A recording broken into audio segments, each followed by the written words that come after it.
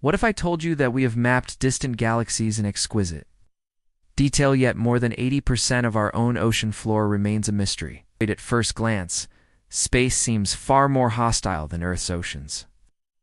Hi, I'm GK, and welcome back to Void and Matter, where we explore the biggest questions in science and the cosmos. If you're as curious about the deep sea as you are about deep space, hit that like button and subscribe now so you don't miss a single dive into these hidden worlds.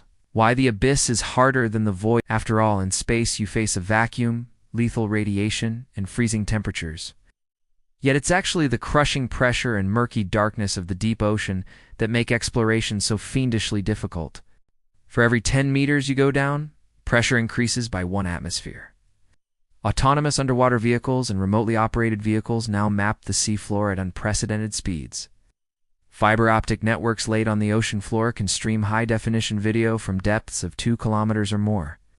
And AI-driven image analysis can sift through terabytes of sonar data in hours, something that would take teams of scientists weeks or months to do manually. At the bottom of the Mariana Trench, nearly 11 kilometers deep, under more than 1,000 atmospheres of pressure.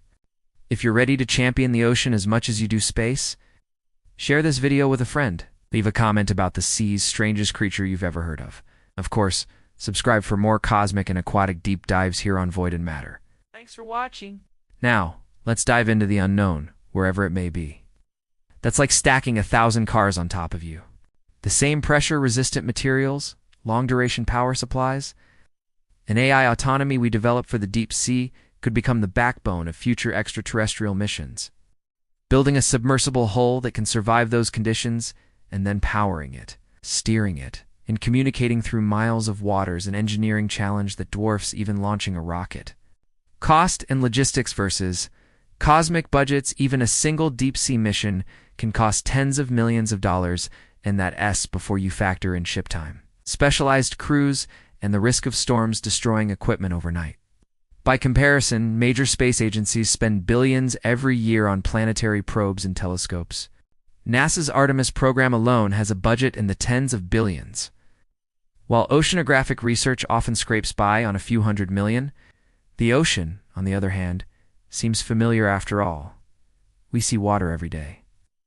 That familiarity makes us assume it's been fully charted. But beneath those blue waves lies a realm as alien as any exoplanet.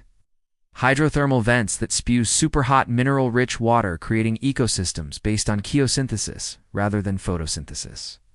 Bioluminescent creatures that glow like living constellations, entire mountain ranges and canyons waiting to be discovered. The sea covers 70% of our planet, yet it receives a fraction of the funding that goes into exploring the 0.02% of our solar system we've visited. That disparity comes down to politics, public fascination, and the celebrity of space travel. The psychological barrier, familiarity breeds ignorance. There's also a psychological factor at play. We grew up seeing the sky as the final frontier, so space feels exotic and thrilling. Technological breakthroughs on the horizon. The good news is that we're on the cusp of an undersea revolution. Why marine exploration matters to space.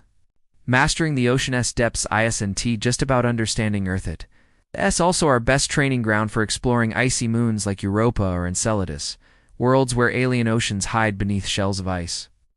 A call to action, so next time you gaze at the Milky Way, remember that the greatest mysteries are often right beneath our feet, or rather beneath our waves.